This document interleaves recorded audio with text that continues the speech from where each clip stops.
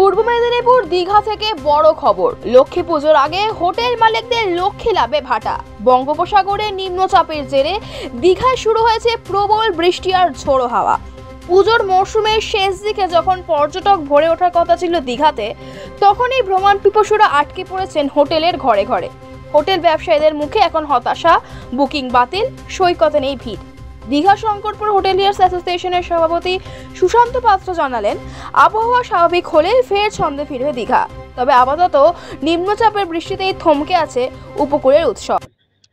আজকে গতকাল থেকে তো বৃষ্টি হচ্ছিল, অল্প বৃষ্টি হচ্ছে। আজ ভোর থেকে সকাল থেকে এত জোরে বৃষ্টি যে মাঠ এবং পুকুর এবং মানে কেউ করেই বোঝা যাচ্ছে না, সব জায়গায় একদম জলমগ্ন আর কি।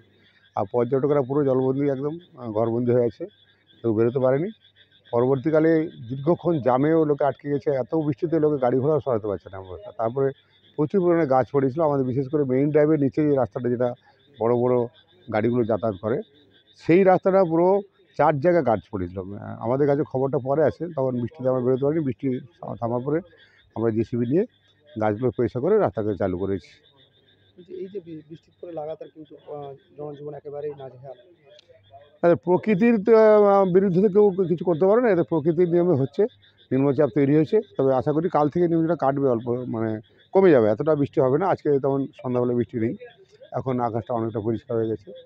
তো আগামীকালও বিক্ষিপ্ত বৃষ্টি হলে মানে খবরে দিচ্ছে, তবে আরও খুব বেশি এটা হবে বলে মনে হচ্ছে না। যদি হয় তো কিছু করার নেই আমাদের সেখানে, তার বিরুদ্ধে আমাদের তার প্রস্তুতি নিতে হবে, যাতে ওদের সমস্যা কিছু না হয়। সমুদ্রের জন্য পর্যটকরা কিন্তু সমুদ্র স্নান করতে পারছে না, কার্যত গৃহবন্দী অবস্থা রয়েছে। হ্যাঁ, সমুদ্রের প্রকৃতির যা অবস্থা, মানে সমুদ্রের যা অবস্থা, সবাই তো দেখতে পাচ্ছেন কীভাবে জলস্ফীতি বেড়েছে, জল বাড়ছে, লোকে ভয় করে নামতে পারছে না। আমাদের প্রশাসন থেকেও নিষেধ করা হচ্ছে যাতে কেউ সমুদ্রে না নামে, কারণ যে কোনো সময় বিপদ হতে পারে, মানুষের মৃত্যু হতে পারে। তাই সবাইকে নির্দেশ দেওয়া হয়েছে যাতে কেউ যদি জলে নামে, তা কেউ নামেনি।